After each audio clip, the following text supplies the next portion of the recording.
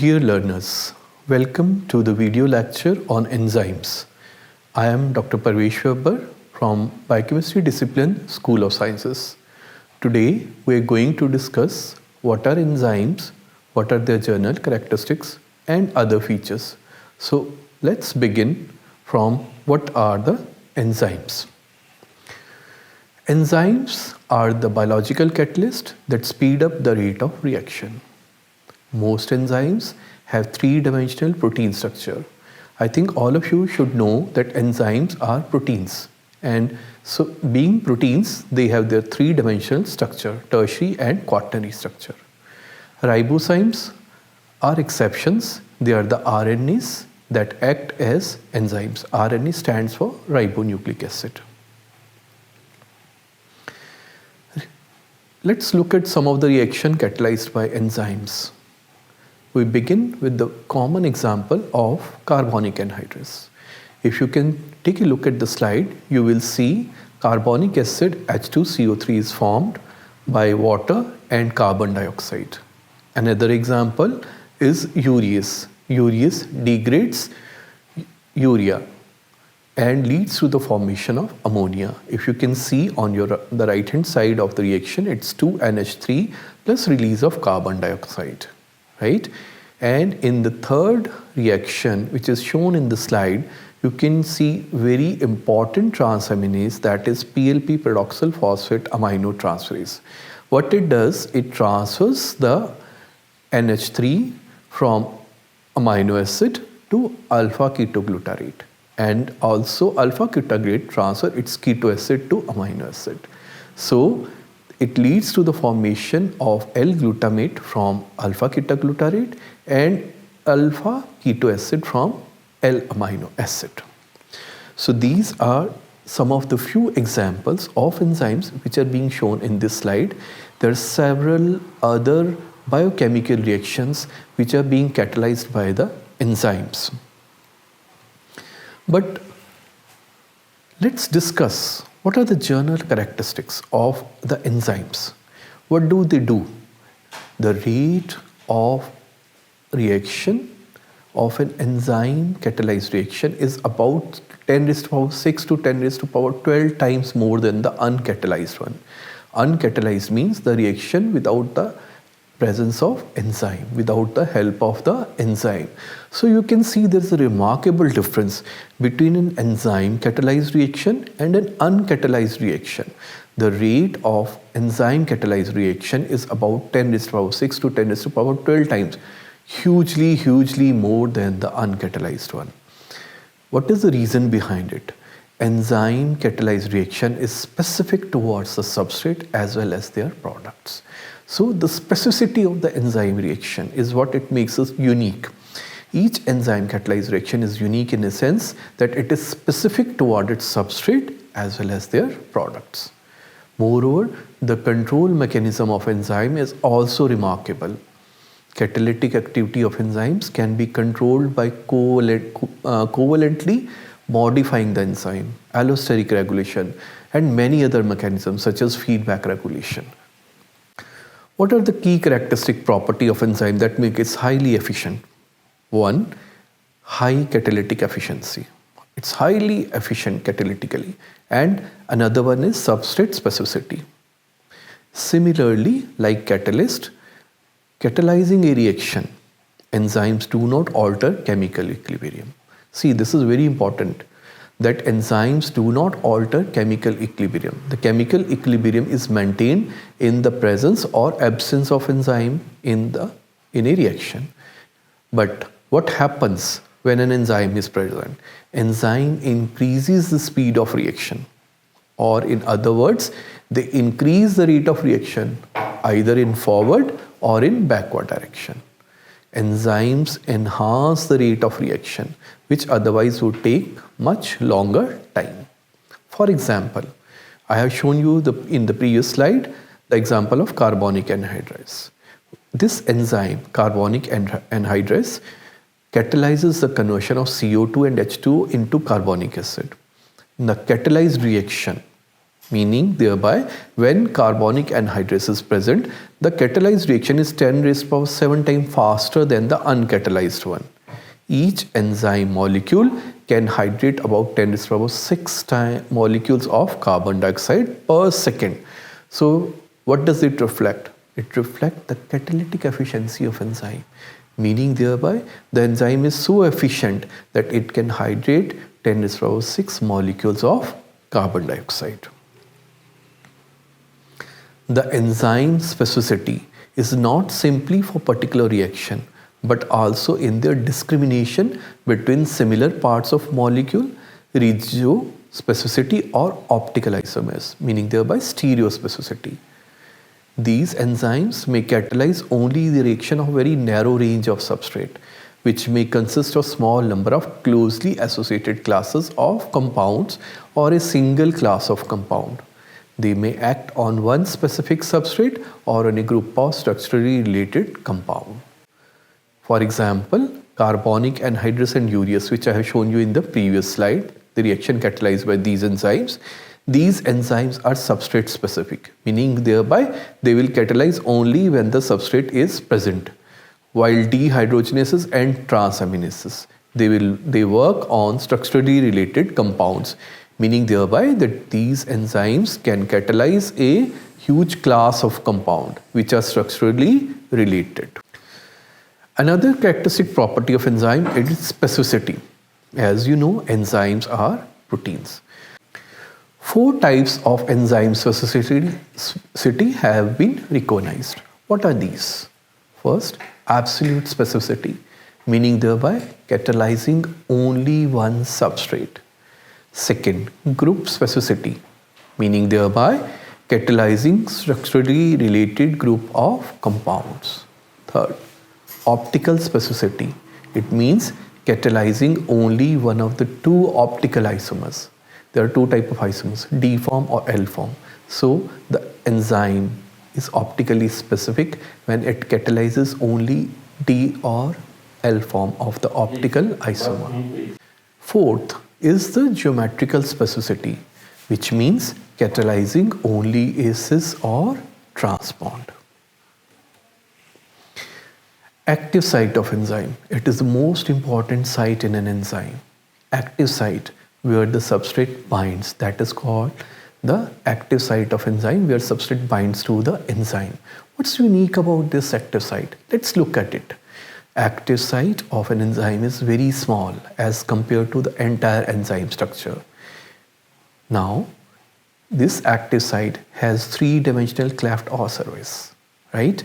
And amino acid sequence that form parts of the linear protein are present in this active site. For example, in chymotrypsin enzyme, 3 amino acids, histidine at position number 57, aspartic at position number 102, and serine at 195. So these 3 amino acids in the chymotrypsin are present in the active site of enzyme chymotrypsin. Another example, carbonic anhydrase, 3 amino acids, histidine at position number 94, histidine at position number 96 and histidine at position number 119 are present in the active site of enzyme.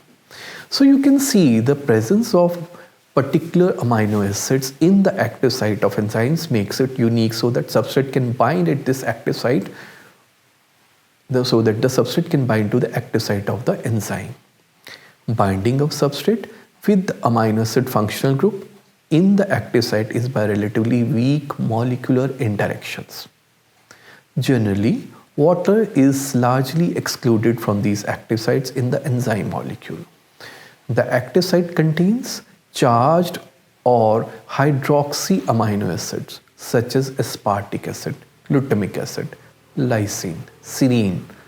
The side chain groups like COOH, NH2CH2OH serve as catalytic groups in the active site.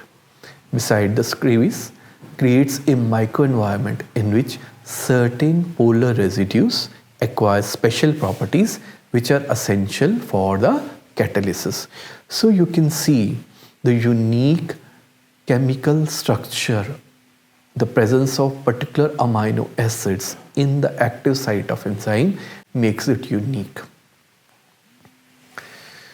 Now, as you know, enzymes need cofactor or coenzymes for their catalytic activity, several enzymes.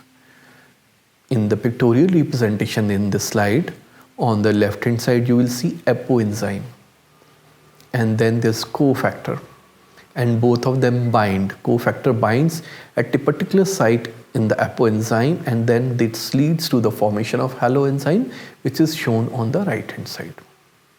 Now, what are these? A complete catalytic active enzyme together with its bound coenzyme and or metalloenzyme is called a holoenzyme, which is or conjugated enzyme, which you can see in the right hand side of the slide. The protein part of such an enzyme, the protein component only, right, is called apoenzyme or apoprotein. Cofactor. Let's look at the features of the cofactor. What are these cofactors that binds to the enzyme, apoenzyme, to give haloenzyme?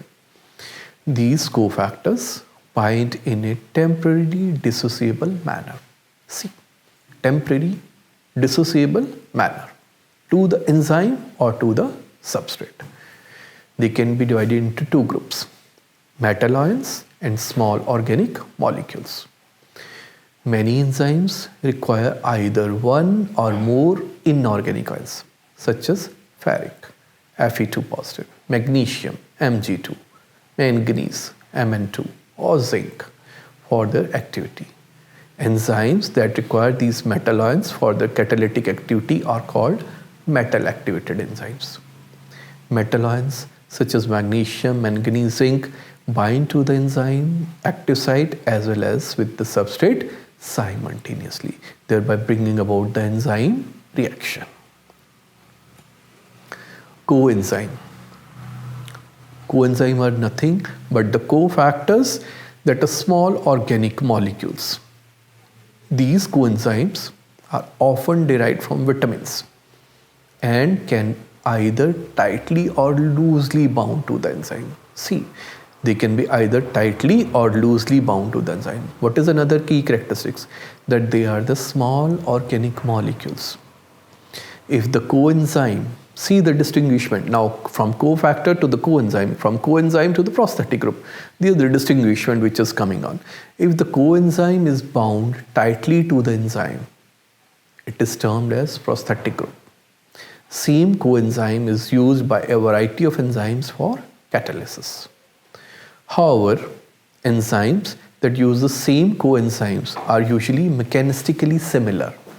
Their mechanism of catalysis remains same.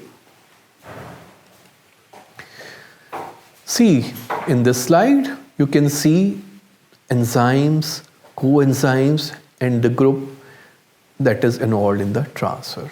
So there are several enzymes which are listed on the left hand side, the coenzymes of these enzymes in the middle portion, and then you can see the groups that are transferred by these enzymes, thereby bringing about the enzyme reaction.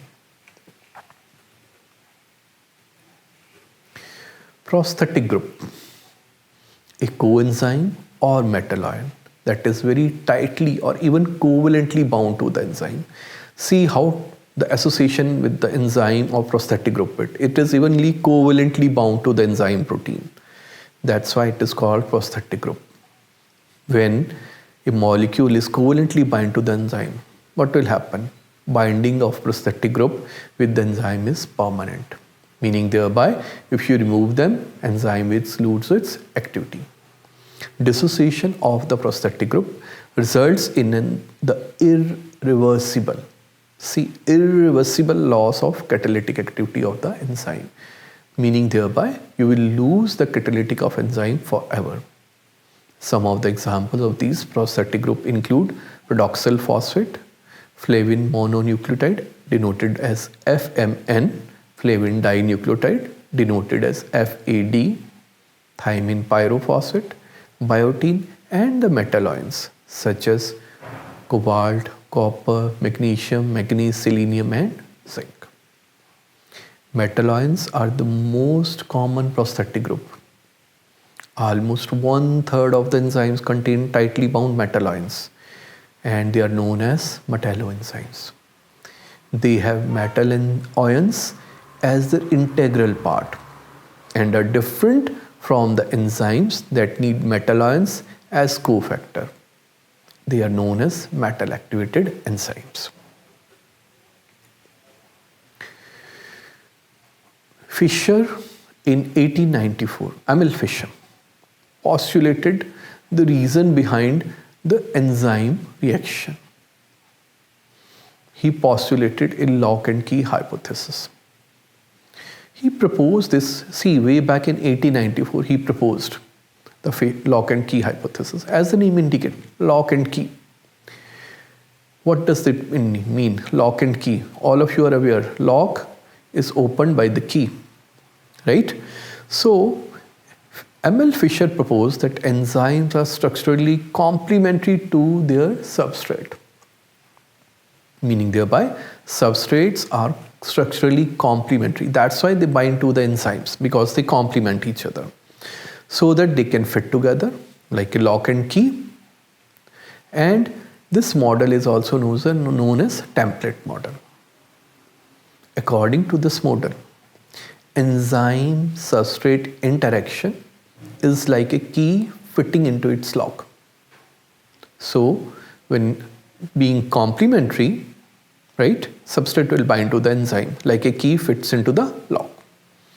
As we have different set of keys for different locks, similarly different enzymes possess unique active sites for variable substrates. You can take a look at the Fischer lock and key hypothesis postulated pictorial. A pictorial representation is given, right? So you can see how the substrate is fitting to the enzyme in a complementary manner. A further model theory was proposed to explain the enzyme reaction. It is called induced fit model. Junior Koshland in 1958 postulated that enzymes are flexible and that the shapes of active sites can be markedly modified by the binding of substrate.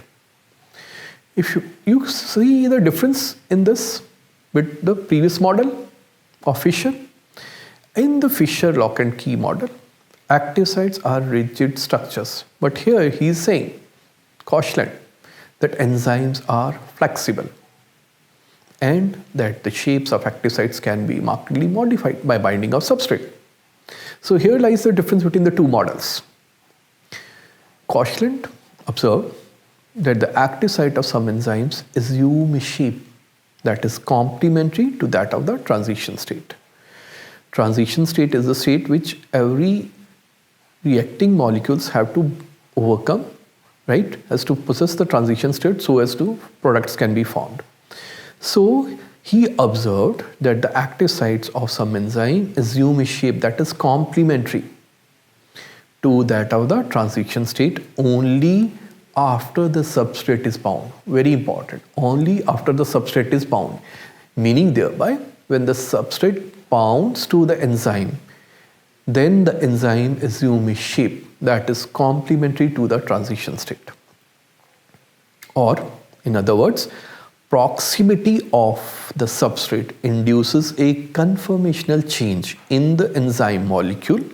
See, proximity of substrate molecule, it induces a conformational change in the enzyme molecule, aligning the groups for both substrate binding and catalysis. This process of dynamic recognition is called induced fit. It has also been postulated that enzyme induced reciprocal changes in substrate and harness the binding energy to facilitate the transformation of substrate to products. Meaning thereby, when substrate binds to the enzyme, the binding energy helps. It helps to transform the substrate to the products.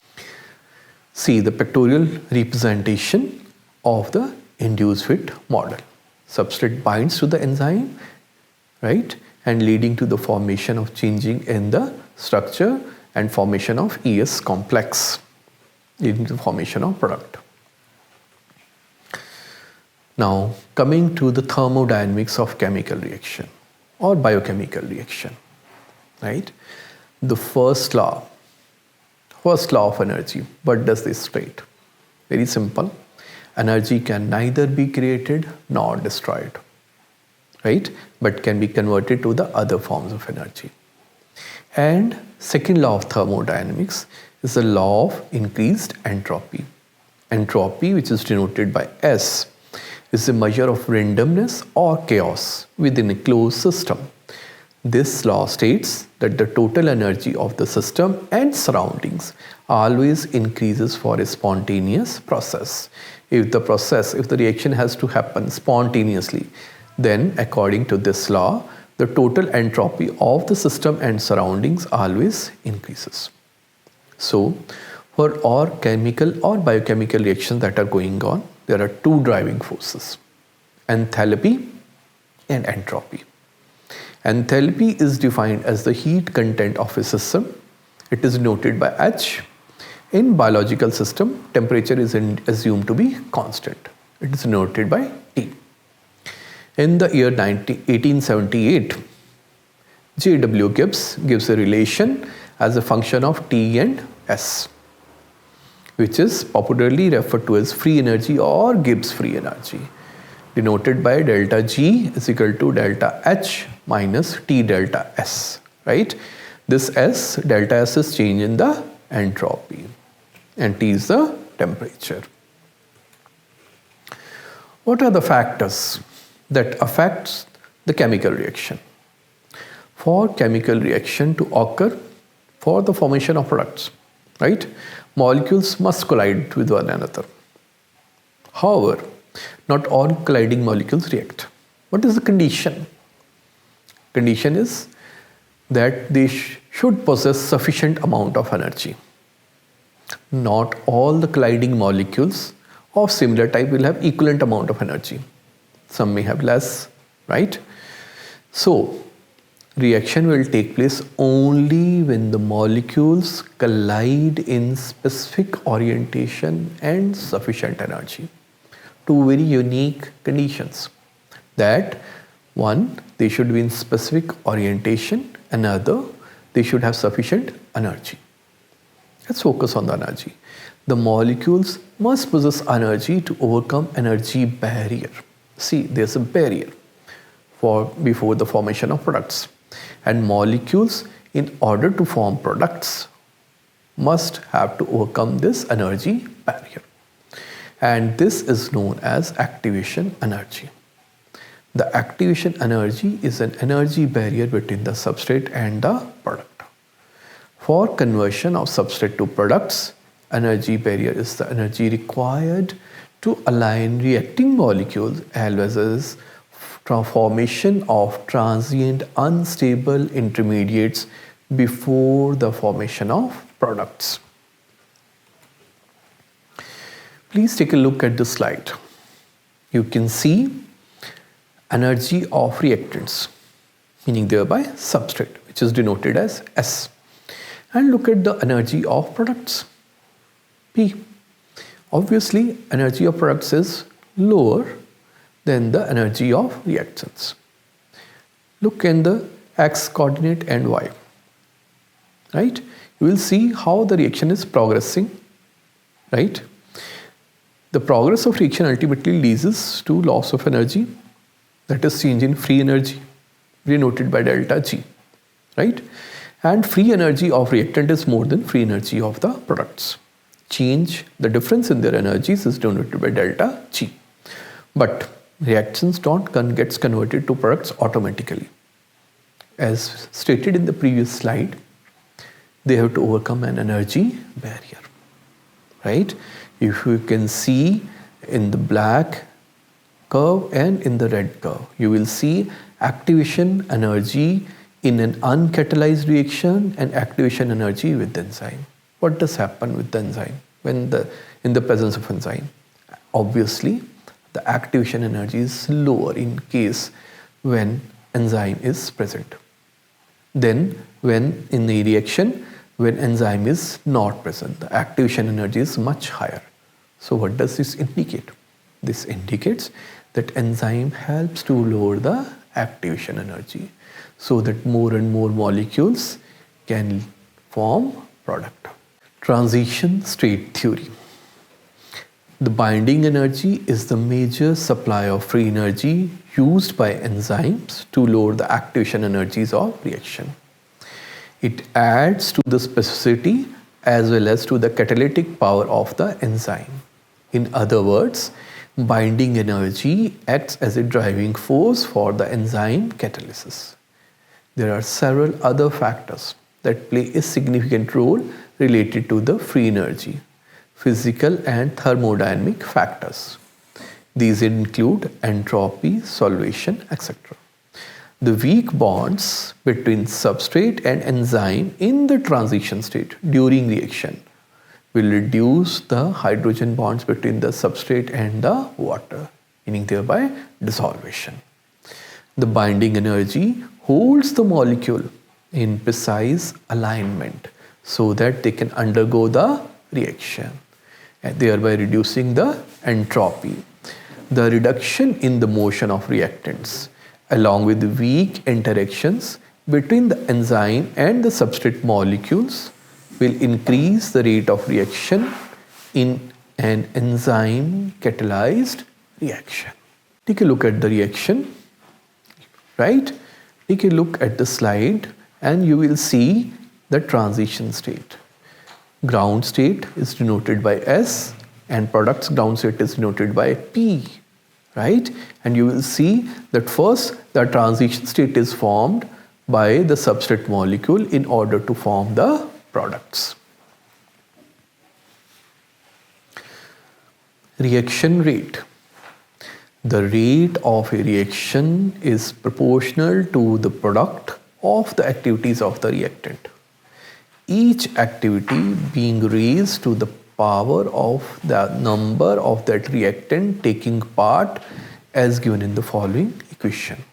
So, for example, reactant A reacts with B to form product P.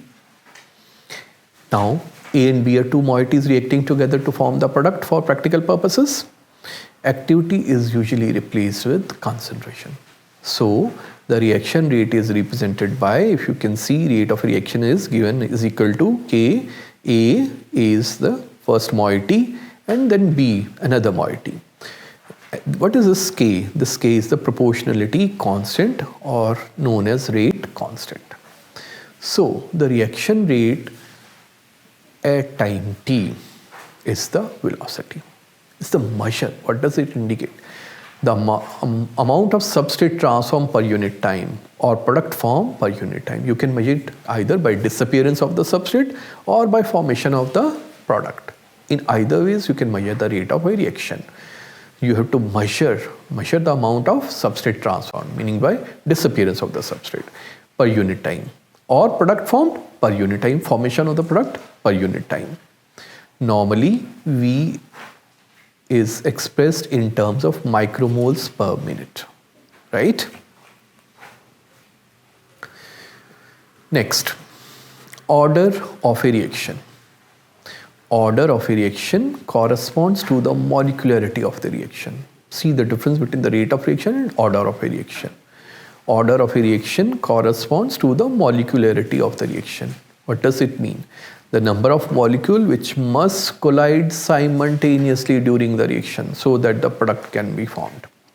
The order of a reaction corresponds to the molecularity of a reaction, the number of molecules that must collide so that product can be formed. For example, A is converted to B by the enzyme.